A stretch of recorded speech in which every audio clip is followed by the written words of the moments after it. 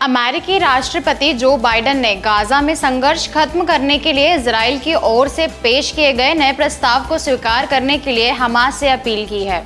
उन्होंने कहा कि इस जंग को अब खत्म करने का समय है। 3 हिस्सों वाले इस प्रस्ताव की शुरुआत 6 सप्ताह से संघर्ष विराम से होगी, जिसमें इजराइल डिफेंस फोर्सेस गाजा पट्टी की घनी आबादी वाले इलाकों से पीछे हटेगा। इसके साथ ही मानवीय सहायता में तेजी लाई जाएगी और कुछ बंधकों के बदले फलस्तीनी कैदियों को छोड़ा जाएगा। हमारी आज की ये रिपोर्ट भी इसी विषय पर है, तो आइए जानते हैं अमेरिकी राष्ट्रपति जो बाइडेन ने हमास से क्या अपील की है। नमस्कार, मैं सिमरन शर्मा स्वागत करती हूँ आपका यूबी न्यूज में, जहाँ हम न सिर्फ खबरें लाते हैं बल्कि उसका बारीक और सटीक विश्लेषण भी करते हैं। हमास ने कहा है कि वो इस प्रस्ताव को सकारात्मक नजरिए से देख रहा है। शुक्रवार को व्हाइट हाउस में बोलते हुए बाइडेन ने कहा कि प्रस्ताव के पहले चरण की योजना में पूर्ण संघर्ष विराम, घनी आबादी से आईडीएफ के पीछे हटने और बंधकों के बदले फलस्तीनी कैदियों की रिहाई शामिल होगी। उन्होंने कहा यह वास्तव में निर्णायक पल है। हमास का कहना है कि वो संघर्ष विराम चाहता है। यह प्रस्ताव इस बात को साबित करने का मौका भी है कि क्या वो वाकई ऐसा चाहता है। उन्होंने कहा कि संघर्ष विराम के दौरान हर दिन गाजा में सहायता सामग्री के 600 ट्रक भेजे जाएंगे। दूसरे चरण में सभी जिंदा बंधकों की वापसी का प्रस्ताव है, जिसमें पुरुष सैनिक भी शामिल होंगे। इसके बाद ये संघर्ष विराम शत्रुता में स्थायी समाप्ति में बदल जाएगा। बाइडेन के अलावा ब्रिटेन के विदेश मंत्री डेविड कैमरन ने भी हमास से इस प्रस्ताव पर सहमत होने की अपील की है। उन्होंने सोशल मीडिया प्लेटफॉर्म एक्स पर लिखा है कि हमास को इस प्रस्ताव को जरूर स्वीकार करना चाहिए ताकि संघर्ष रुके। लॉर्ड कैमरन ने कहा, हम लंबे समय से कहते आ रहे हैं कि लड़ाई में थोड़ी देर की रुकावट स्थायी शांति में बदल सकती है,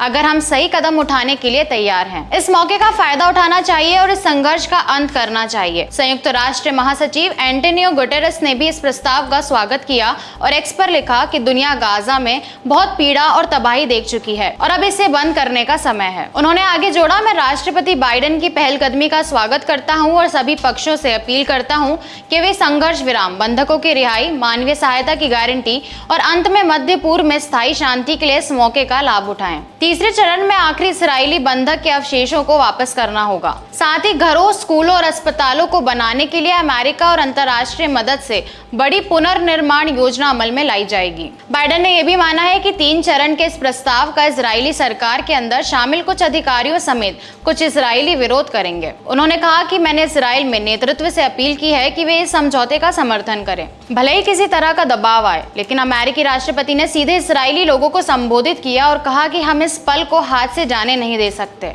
बाइडेन ने कहा कि हमास अब इस स्थिति में नहीं बचा है कि वो 7 अक्टूबर जैसा हमला फिर से दोहरा सके। ये बयान इजरायलियों के लिए संकेत है कि वॉशिंगटन की नजर में युद्ध का मकसद पूरा हो चुका है। एक बयान में प्रधानमंत्री नेतन्याहू ने जोर देते हुए कहा कि जंग तब तक नहीं खत्म होगी जब तक इसके लक्ष्य पूरे नहीं हो जाते, जिसमें सभी बंधकों की वापसी और हमास की सैन्य और प्रशासनिक क्षमता का उन्मूलन शामिल है और नई योजना इन्हीं सिद्धांतों पर आधारित है। हमास ने अपनी ओर से कहा कि वो इस प्रस्ताव को सकारात्मक रूप से देख रहा है, क्योंकि इसमें स्थायी संघर्ष विराम, गाजा से इजरायली सेना के बाहर जाने, पुनर्निर्माण और कैदियों की अदला बदली की बातें की गई हैं। हमास ने कहा कि वो स्थायी शांति की बात करने वाले किसी भी प्रस्ताव को सकारात्मक और रचनात्मक नजरिए से देखने को तैयार हैं, जिसमें इजराइल स्पष्ट रूप से अपनी प्रतिबद्धता जाहिर करता हो। वार्ता के बारे में जानकारी रखने और नए इजरायली प्रस्ताव को देख चुके एक अन्य फिलिस्तीनी अधिकारी ने कहा कि इस दस्तावेज में इस बात की गारंटी नहीं दी गई है कि जंग खत्म होगी या ना, लेकिन इस बात की गारंटी दी गई है कि इजरायली सेना पूरी तरह से गाजा से हटेगी। इस प्रस्ताव को कतर में मौजूद मध्यस्थों के माध्यम से हमास तक पहुंचाया गया है। गाजा में हताहतों की बढ़ती संख्या के चलते राष्ट्रपति बाइडेन को इजराइल के प्रति अटूट अमेरिकी समर्थन के लिए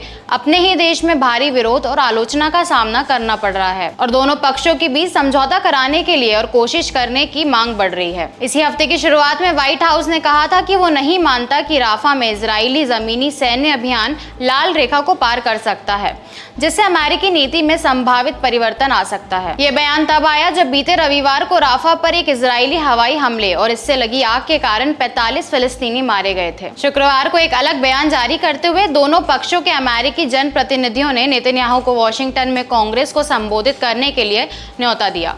ये साफ नहीं है कि यह संबोधन कब होगा। हमास संचालित स्वास्थ्य मंत्रालय के अनुसार संघर्ष शुरू होने से लेकर अब तक गाजा में 36,000 लोग मारे जा चुके हैं। हमास के लड़ाकों ने बीते अक्टूबर में सीमा पार कर इजराइल पर हमला किया था, जिसमें 1200 लोग मारे गए थे और 252 लोगों को बंधक के तौर पर गाजा में ले जाया गया था। तो ये थी हमारी आज की एक खास रिपोर्ट। आपको यह कैसी लगी, हमसे अपने विचार जरूर साझा करें। अगर वीडियो पसंद आए तो इसे लाइक, शेयर और चैनल को सब्सक्राइब करना ना भूलें। UBE न्यूज आपके लिए लाता रहेगा देश विदेश से जुड़ी ऐसी और खबरें। तब तक के लिए धन्यवाद।